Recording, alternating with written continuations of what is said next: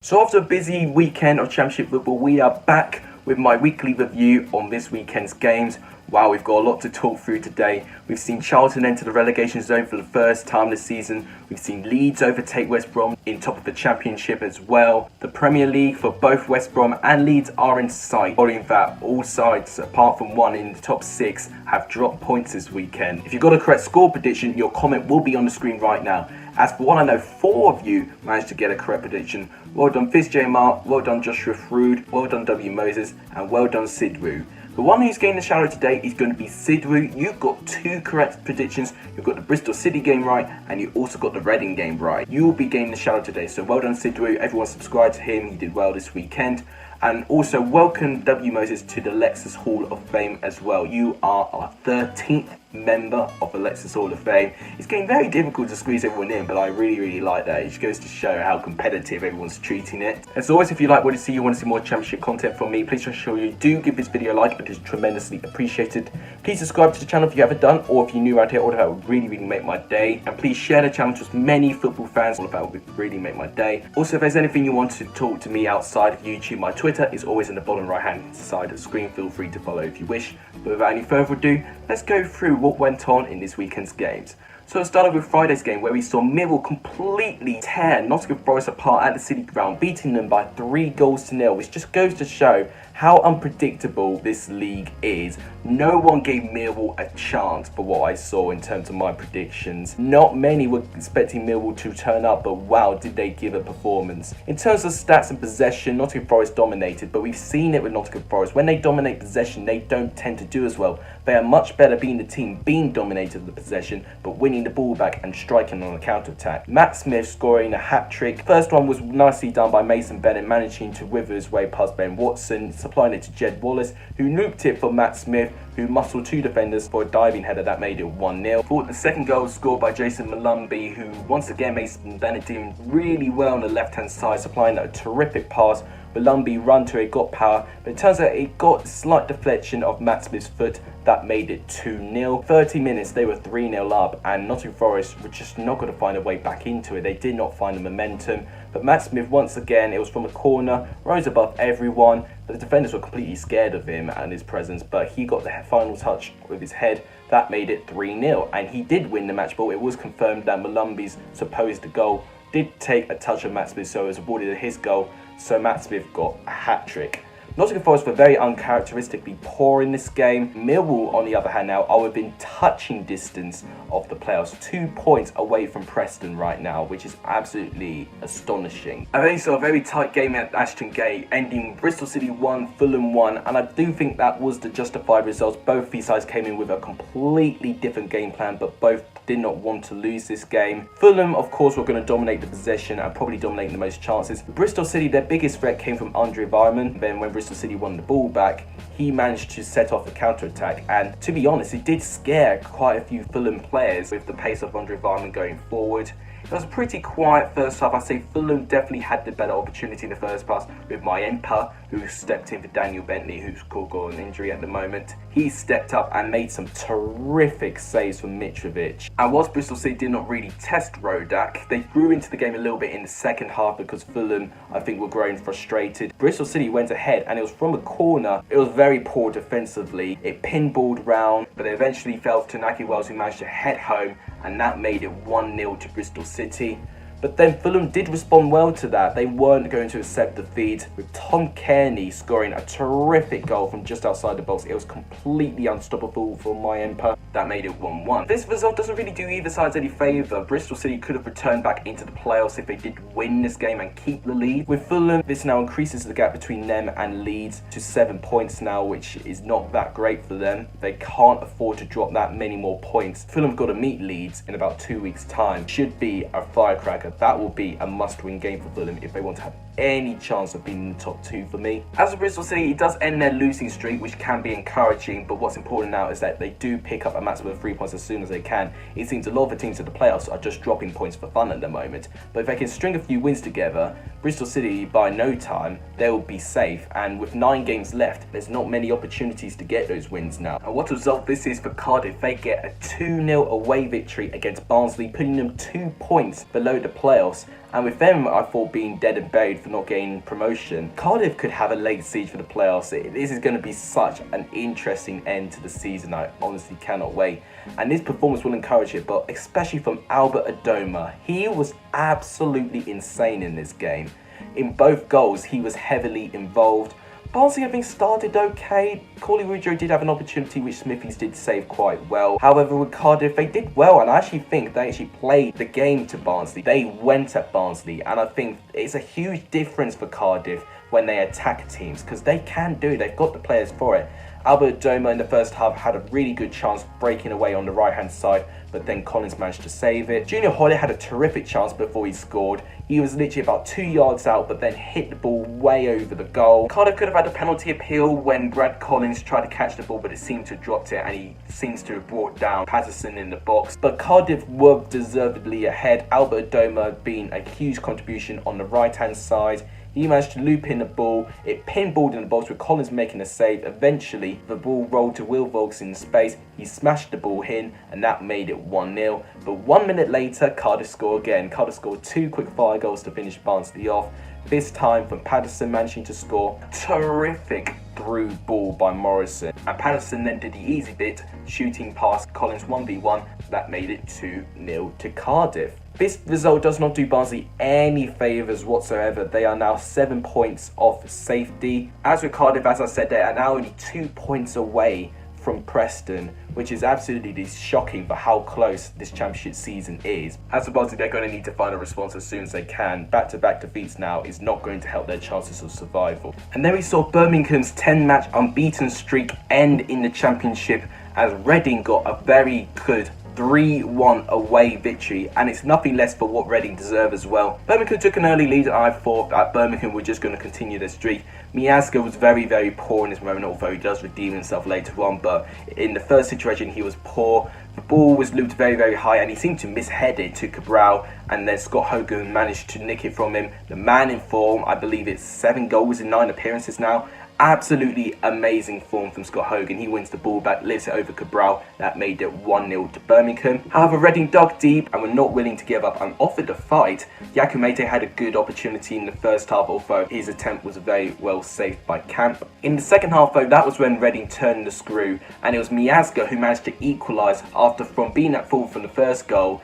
He manages to receive the ball for Rian Nota. He hits the ball first time past Camp. That made it 1-1. And then the wind just seemed to go into Reading's sails, because then Yakumete managed to score his goal from a terrific looping free kick by John Swift. His set pieces this season have been top draw, and it met the head of Yakumete. That made it 2-1 to Reading. And then Reading scored their third from Pele, who managed to get a little bit of space. He managed to score from just inside the box, but really precisely in the bottom right-hand corner. Past Lee Camp, that made it 3-1. As for Birmingham, they are the closest side from the actual relegation pack because they do have an inferior goal difference from the other sides. However, they have got a 5-point gap, so they're not in a dire position, but you'd hope for Birmingham fans' sake that this one defeat's not going to string a really poor run, because seeing it with Hull, they're now perilously close to the relegation zone, and Birmingham could have the same fate if results don't improve. And then we saw Brentford completely tear apart Sheffield Wednesday, beating them by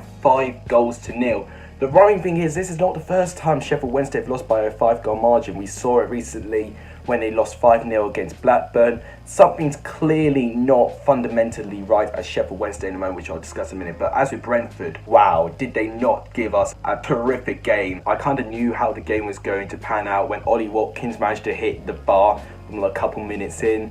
And from that moment on, Sheffield Wednesday were put under tremendous pressure, and it was only a matter of time when Josh Da Silva managed to score the first goal.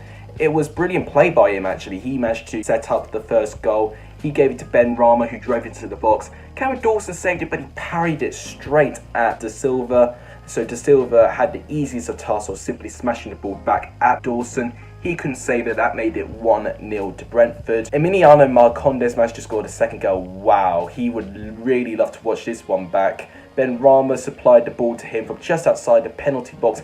Looped in a terrific strike, really precise, a brilliant dipping ball into the top right hand corner. That made it 2-0 to Brentford. In the first half they were 3-0 up, and that came from Mbumio managing to score. Marcondes again being really important, supplying a terrific through ball to Mbumio. He was one-on-one. He did a very simple shot, hitting the underside of the post into the goal. That made it 3-0 to Brentford. And in the second half, that continued. The Owls did make a little bit of threat, but it wasn't anything notable. De Silva managed to score Brentford's fourth and his second. And there was even chance for the new signing Tariq Fosu from Oxford United to score. I've actually seen a little bit of him in League One. I actually think that's a really good buy for Brentford to get him. But once again, he was in a load of space, did a very simple shot past Dawson, that made it 5-0. It's very poor Sheffield Wednesday's part, and to emphasise the collapse that Sheffield Wednesday have had. 14 games ago, to Matchday 23, I said that Sheffield Wednesday were third place in the table. They were going to be the one team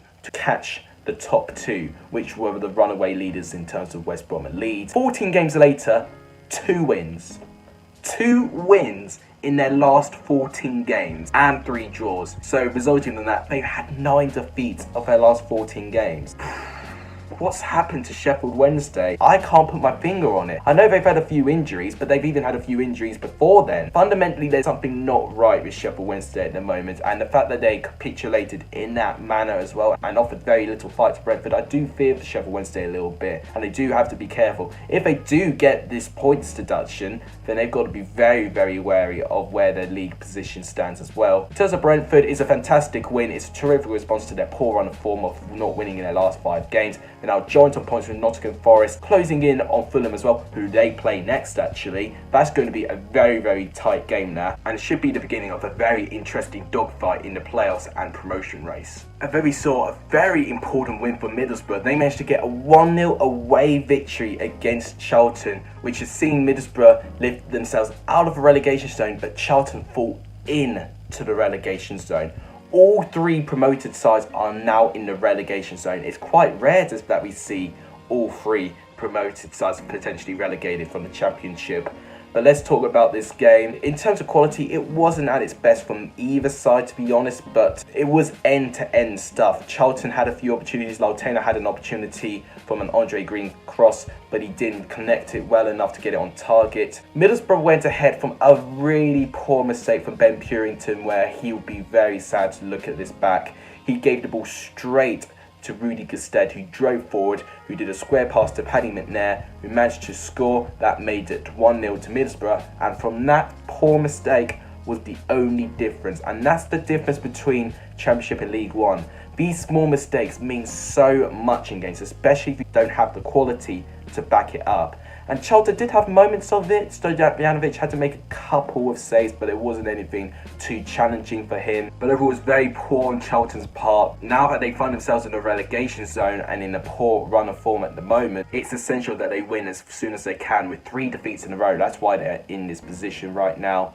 As with Middlesbrough, this is a terrific result for them. It lifts them outside of the relegation zone on 41 points, so they're not quite out of it. They're only 2 points away from dropping back into it. But it was a very mature performance from Middlesbrough, and one that I was relatively impressed by. So fantastic win for Middlesbrough, really poor for Charlton. They've got to fix themselves. FBC Leeds continue to be in winning ways, getting a 2-0 home victory against Huddersfield Town. 5 wins in a row, 5 clean sheets in a row. Absolutely incredible. This is only the second away game that Huddersfield have actually not scored this season. So for me to predict a 2-0 home victory to Leeds was a little bit of a risk actually, but it paid off. That was the score prediction I managed to get correct this weekend. Luke Ayling's first goal, wow. I mean, what a way to open the scoring. It was a terrific cross from Jack Harrison.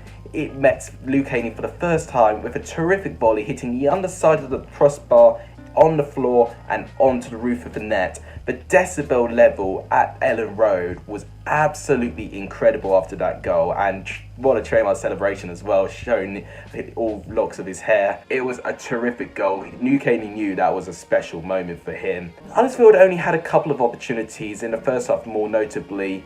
Fraser Campbell managed to place a brilliant 1-2 to Trevor Chalobah. He had a shot from about 12 yards out, but Meslier managed to do well to save that. But it was Leeds overall that were the better side. Some of their intricate play they were doing was absolutely mesmerising to watch, and Leeds could have scored even more. They didn't score again until the second half, where Patrick Bamford managed to score. It was from a free kick. Ben White managed to get a header, which Lossell did so well to save, but then Brentford managed to tap in the rebound. That made it 2-0 to Leeds. It was a terrific performance by Leeds. They're now 7 points ahead of Fulham, winning 5 games in a row, which they've not done since September 2009, over 10 years, which is absolutely staggering. As with Huddersfield, they're now only 3 points above the relegation zone. But I do feel like out of all the sides out there, I don't think Huddersfield are going to be the main culprits in danger for me. And then we see another twist in the turn of the top 6. Preston 1, Queen's Park Rangers 3. Queen's Park Rangers have done the double over Preston for the first time up for I don't even know how many years, since 1920 something. I don't know. It is a landmark moment for Queen's Park Rangers. They hate playing against Preston, but they've done the double over them this season. And I thought in the first few minutes it was going to be same old for Preston. Daniel Johnson managing to score a penalty. It was one with Donald Fisher getting fouled in the box. I do agree with that decision. It's their 10th penalty this season, Preston, so he seemed to be winning many penalties. Daniel Johnson only just managed to score. Kelly nearly managed to turn it out. That made it 1-0 to Preston, and I thought that Preston were going to build on that. Sean McGrath, I mean, things are just not going his way at the moment. He hit the post and the crossbar in this game. Queen's Park Rangers managed to get their equaliser. It was a terrific free kick by Eberechi Eze. Brilliant swerve on it, and it managed to meet Grant Hall, who wasn't really pressed enough by the Preston defenders. He got a touch plus Froude. That made it 1-1. The controversy in the game happened when Jeff Cameron managed to get sent off for a second yellow. His second yellow, yeah, it wasn't a great challenge at all. Could have even been a straight red, that challenge. But Mark Warburton was a genius. He brought in Elias Chair and Luke Amos, and both of them changed the game. Elias Chair getting 2 assists. Ryan Manning managed to get Queen's Park Rangers ahead. Elias Chair doing terrifically well down the left-hand side, supplying it to Manning with a load of space. He hit it, and it managed to go in the right-hand side of the goal. It was a terrific goal, brilliant technique. That made it 2-1. And Chair once again driving forward. Preston could not deal with Chair at all.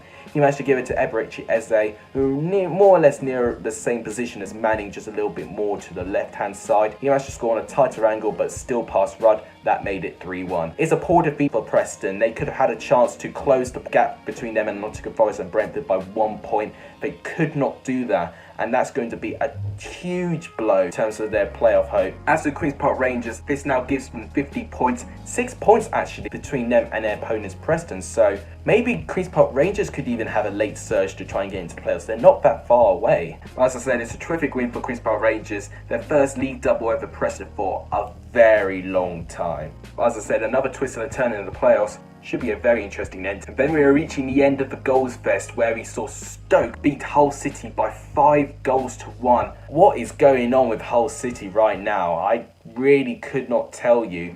Their mentality, a lot similar to Sheffield Wednesday, is just not in the right place at the moment.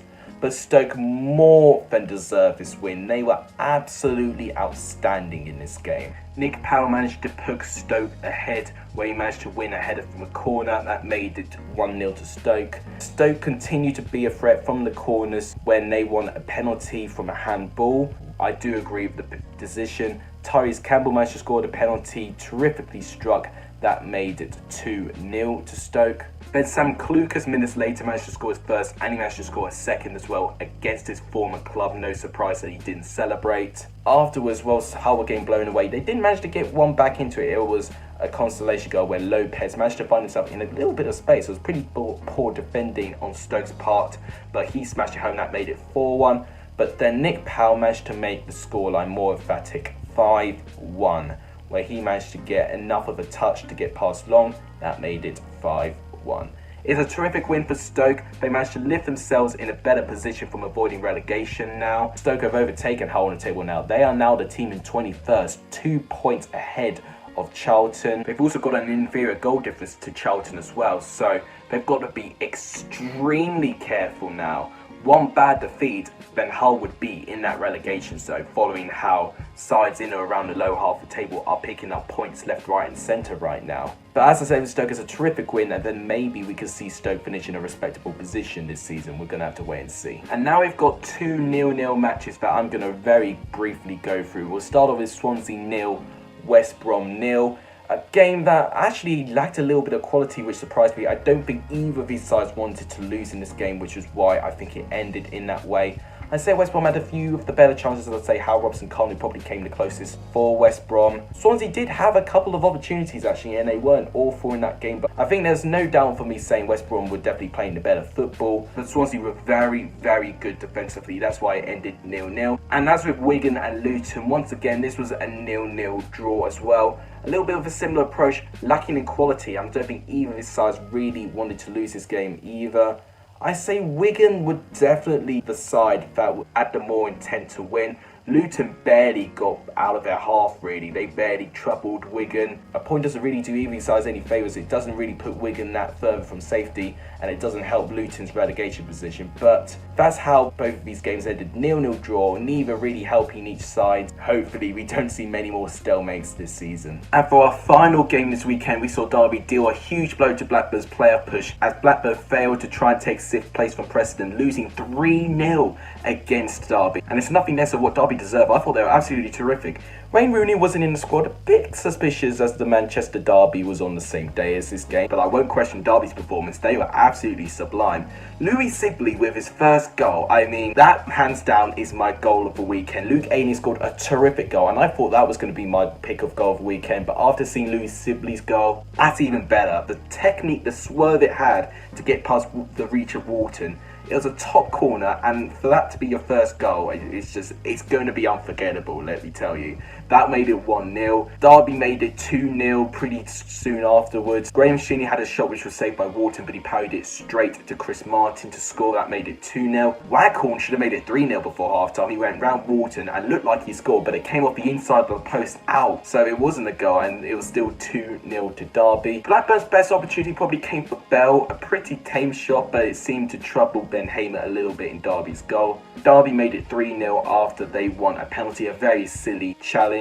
Chris Martin stepped up, that made it 3-0, and Blackburn were left very frustrated. I don't think they were good in that game at all. James Buckley managed to get a straight red card for the challenge. I do agree with the decision. It was completely, purely out of frustration. Poor defeat for Blackburn as they missed the opportunity to get into the top 6.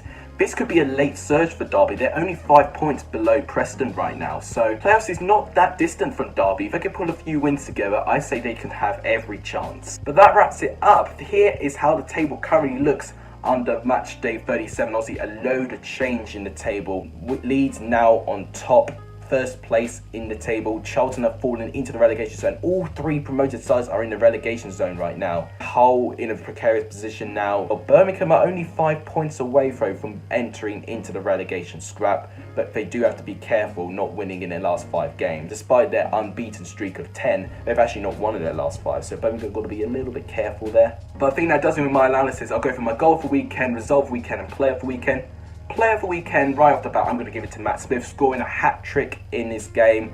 Terrific performance by him. He was the difference with Millwall getting all 3 points and Millwall being in a very good position to try and get into the playoffs. As with the result for weekend, I'm probably going to give it to Stoke 5, Hull City 1. It was a very entertaining game and with a load of goals as well. Although I would say actually Preston 1, Queensborough Rangers 3 is a close second, following how Queensborough Rangers have had a rotten record against Preston in recent years. For my goal of the weekend, I mean obviously I just said I'm giving it to Louis Sibley for his goal against Blackburn Rovers. One of the best goals I've seen in this season, let alone this weekend. Couldn't hit it any better. But that's it for today's video. If you guys liked what you see, want to see more of me and more championship content, make sure you do give this video a like, if I can speak properly. That'll be tremendously appreciated. Please subscribe if you haven't done, or if you're new around here, all of that would be terrifically appreciated. And please share the channel to as many people as you can. All of that would really make my day. But thank you guys so much for watching. You guys are legendary if you saw the end of this video. And as always, take care.